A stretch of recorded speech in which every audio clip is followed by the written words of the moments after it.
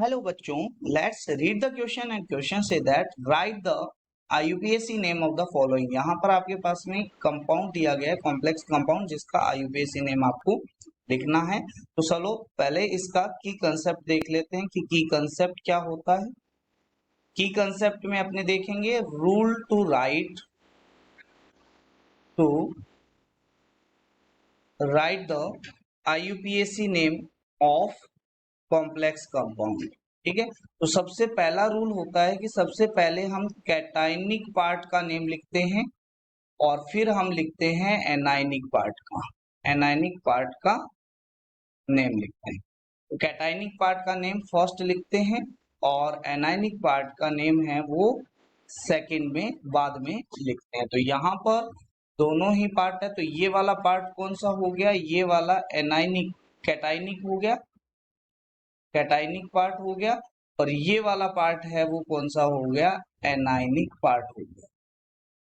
क्योंकि किसी भी सॉल्ट में पहले कैटायन आता है बाद में एनायन आता है।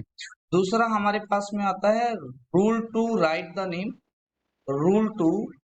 The name of coordinate sphere. ठीक है, ये जो बड़े ब्रैकेट में बंद होता है इसको हम कोऑर्डिनेट स्फीयर बोलते हैं। इसका नेम इस तरीके से लिखा जाता है, सबसे पहले नेम लिखा जाता है लिगेंड का, लिगेंड्स का नेम सबसे पहले लिखा जाता है। और लिगेंड्स अगर एक से ज्यादा टाइप के हों तो हम अल्फाबेटिकल नेम लिखते हैं, अल्फाबेटिकल नेम अपने लिखते हैं, अल्फाबेटिकली नेम लिखते हैं। जैसे इसके अंदर एमीन और आइसोसाइनेटो है तो हम क्या करेंगे, एमीन का नेम पहले लिखेंगे क्योंकि एमीन में ए पहले आता है। ठीक है, और अगर एक ही टाइप के बहुत ज्यादा लिगेंड प्रेजेंट है, जैसे इसमें 5 एमीन है, तो हम प्रीफिक्स का यूज भी करते हैं, प्रीफिक्स का यूज करते हैं। लिगेंड के नेम के बाद में हम क्या करते हैं, मेटल का नेम लिखते हैं। और मेटल का नेम भी इस तरीके से लिखते हैं कि अगर कोऑर्डिनेट स्फीयर कैटायनिक पार्ट में है, कैटायनिक पार्ट में है, तो हम कोई चेंज नहीं करते उसके नेम में, नो चेंज। बट अगर वो एनायनिक स्फीयर में है, एनायनिक स्फीयर में है, तो ऐड कर देते हैं 8, ऐड कर देते हैं, add 8 in the last of name of metal, name of metal. जैसे यहाँ पर क्रोमियम, ये कैटायनिक पार्ट में तो क्रोमियम का क्रोमियम लिखेंगे, जबकि जिंक है तो इसको एनायनिक स्फीयर में है तो इसलिए इसका नेम लिखेंगे जिंकेट। लास्ट में इसका नेम क्या आएगा, जिंकेट आएगा। और फिर हम लास्ट में क्या करते हैं, ऑक्सीडेशन स्टेट ऑफ मेटल लिखते हैं, ऑक्सीडेशन स्टेट ऑफ मेटल। और वो भी कौन सी मेटल, सेंट्रल मेटल एटम।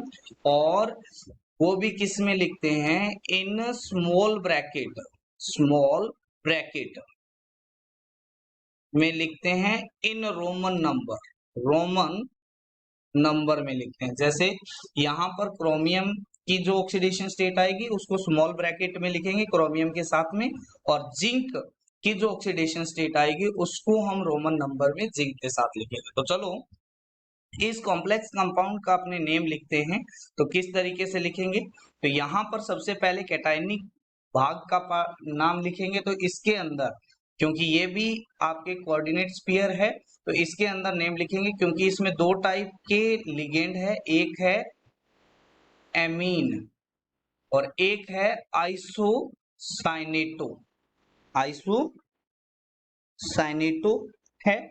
तो हम सबसे पहले किसका नेम लिखेंगे, एमीन का, और आइसोसाइनेटो का नाम बाद में लिखेंगे। और एमीन कितने हैं, 5 है, तो हम लिखेंगे पेंटा एमीन।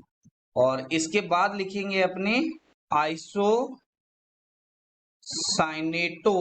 और फिर लिखेंगे क्रोमियम, क्या लिखेंगे, क्रोमियम। तो क्रोमियम के नाम लिख देते हैं, फिर क्रोमियम, क्रोमियम इस मेटल के नेम के पीछे 8 नहीं लगाया क्योंकि ये कैटायनिक स्फीयर के अंदर प्रेजेंट है। अब यहाँ पर इसकी ऑक्सीडेशन स्टेट निकालते हैं, तो इसमें है ये +2 में है और यहाँ पर ये है -2 के अंदर। तो अब इसका ऑक्सीडेशन स्टेट निकालते हैं क्रोमियम का। कैसे निकालेंगे? क्रोमियम का लेट कर लेते हैं X है, और आइसोसाइनेटो पर माइनस का 1 चार्ज होता है और एमीन पर 0 चार्ज होता है, और ऊपर इसके ऊपर इस स्फीयर के ऊपर प्लस का 2 चार्ज है। तो यहाँ से X की वैल्यू आ जाएगी +3। ये ऑक्सीडेशन स्टेट आ गया किसका? क्रोमियम का। तो 3 को कैसे लिखेंगे? स्मॉल ब्रैकेट में हम लिखेंगे इस तरीके से। अब हम एनायनिक पार्ट का नेम लिखते हैं।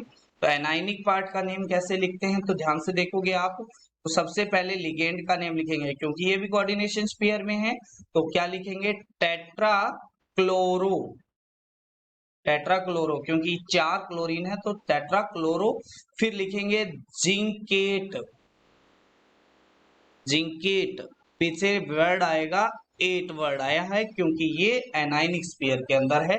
फिर इसके अंदर हम क्या करेंगे? स्मॉल ब्रैकेट में इसका ऑक्सीडेशन स्टेट। तो इसकी ऑक्सीडेशन स्टेट जिंक की मान लेते हैं Y है।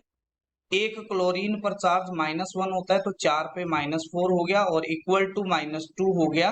तो Y का जो आएगा वो कितना आएगा? +2 आ जाएगा। तो यहाँ पर जिंक की ऑक्सीडेशन स्टेट है वो +2 है, तो यहाँ पर हम लिख देंगे +2, वो भी रोमन नंबर। तो this is the name of this